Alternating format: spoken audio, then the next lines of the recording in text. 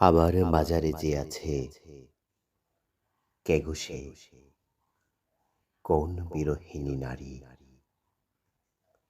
আপন করিতে চাহিনু তাহারে, কিছুতেই নাহি পারি। রমণীরে কে বা জানে, মন তার কোনখানে। সেবা করিলাম দিবানিশি তার, গাঁথি দিল গলে কত ফুলহার। মনে হলো সুখে প্রসন্ন মুখে, চাহিল সে মোর পানে। কিছুদিন যায়, একদিন হাই ফেলিল নয়ন বাড়ি।